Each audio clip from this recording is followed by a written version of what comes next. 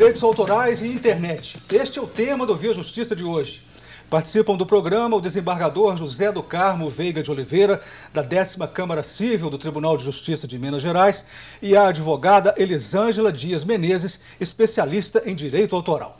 Desembargadora, eu gostaria que o senhor falasse agora sobre o conteúdo veiculado pela internet, o direito de uso e o direito de distribuição de conteúdo online.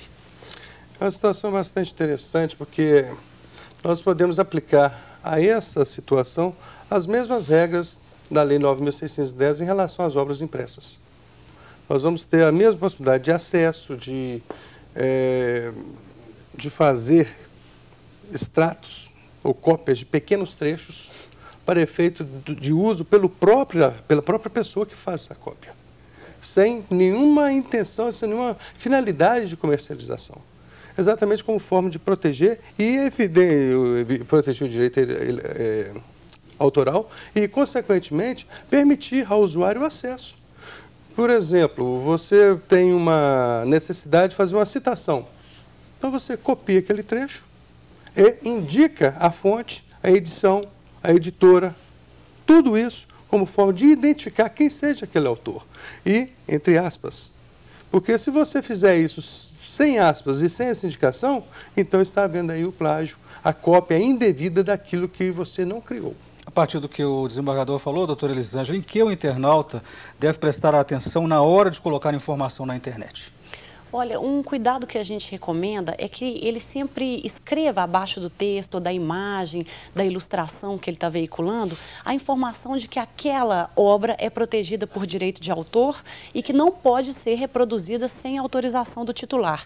Isso é uma coisa óbvia, está na lei, não há obrigatoriedade legal que se faça, mas é um cuidado que a gente recomenda para educar a sociedade, para educar os usuários de internet sobre a proteção que recai também nesse espaço virtual. E, além disso, o próprio autor, como internauta que é, também tomar todo o cuidado na hora de utilizar obras de outros autores que estejam ali publicados, sempre citando a autoria, citando a fonte e pedindo a devida autorização quando se trate de um uso comercial, de um uso institucional, de um uso que traga alguma repercussão no patrimônio do autor. Desembargador, o que não constitui ofensa aos direitos autorais em se tratando de internet? Ou seja, o que não precisa de proteção? O artigo 8º da Lei 9.610 faz essa enumeração. As ideias, muito fácil, as ideias, os procedimentos normativos, as leis, as informações que não tenham esse caráter científico, esses formulários em branco, os textos ou tratados de convenções, as informações de uso comum, como calendários, agendas, os nomes e títulos isolados, o aproveitamento industrial comercial das ideias contidas nessas obras, isso não está amparado pelo direito autoral. Não é considerado, a lei não dispensa proteção a esse tipo de obras, vamos assim considerar, para efeito de resguardar como se fosse um direito autoral. Direitos autorais e utilização de obras de artes plásticas, de fotografia, utilização de obras intelectuais e discos. Doutora Elisângela, quais os conselhos em relação a estes pontos? Bom, primeiro sempre se ater aos limites da lei. Então, a lei diz que só é possível usar pequenos trechos dessas obras sem autorização, não é possível usar uma obra inteira. Quando o internauta faz um download de uma música inteira, sob a égide da nossa lei que está em vigor, isso é uma violação. Embora não haja fiscalização, seja difícil chegar a isso e seja um uso privado, a lei não traz nenhuma hipótese de nenhum tipo de uso de obras completas sem autorização, mesmo que não haja objetivo de lucro. Então, o usuário tem que ter isso em mente, que ele precisa usar apenas pequenos trechos. Se ele quiser usar uma obra completa, ele precisa pedir a autorização para esse uso. E também se ater aos limites da citação, né, que são sempre feitas separadamente, com aspas, com negritos, citando a autoria e citando também a fonte de onde foi tirada aquele trecho de obra. Reprodução e cópias na internet, sons e imagens. O que diz a lei a respeito, desembargador? É perfeitamente possível, desde que autorizado.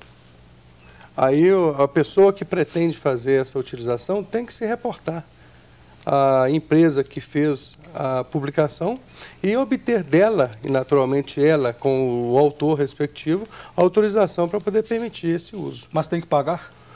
Obviamente, o preço vai ser estabelecido pela empresa pelo autor, por quem de direito para efeito de remunerar, porque é um direito patrimonial. E quando se fala em direito patrimonial, usar, gozar e dispor, fruir, é exatamente no sentido de também, quando se fala em fruir, usufruir, tirar proveito da sua criação.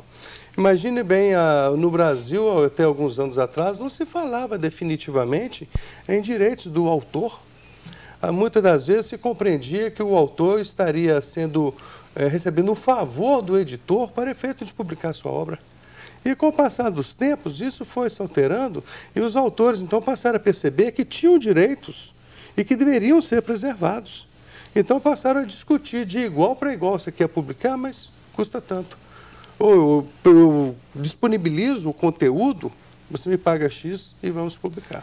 Doutora Elisângela, quem é o autor de acordo com a lei? Precisa registrar a obra antes de colocá-la na internet para ter a proteção da lei? O autor, ele é a pessoa que cria, a pessoa física. E no momento em que ele cria, ele já tem as prerrogativas de ordem moral e patrimonial. Ele tem o direito de ter o nome dele vinculado à obra e tem também o direito de explorar economicamente essa obra. Ele pode até transferir esses direitos patrimoniais para alguém que passa a ser o titular. Pode ser o editor, pode ser o produtor fonográfico, mas ele conserva consigo, né, o direito moral, que é aquele direito de autoria. E o registro, ele é apenas um meio de prova. Não é o registro que faz o autor autor. Ele já é considerado presumido autor desde o momento que ele cria, pela própria lei. Né? Agora, no momento em que ele faz o registro, ele está produzindo uma prova a favor dele mesmo com relação a outras pessoas que venham a questionar, né, de quem foi a autoria. E é interessante que essa prova, ela se faz por anterioridade. Será considerado autor aquele que tiver uma prova com data mais antiga de autoria, porque vai se presumir que ele, se foi o primeiro a manipular a obra, muito provavelmente foi quem criou. O Via Justiça faz mais um intervalo e voltamos em seguida com o bloco final do programa.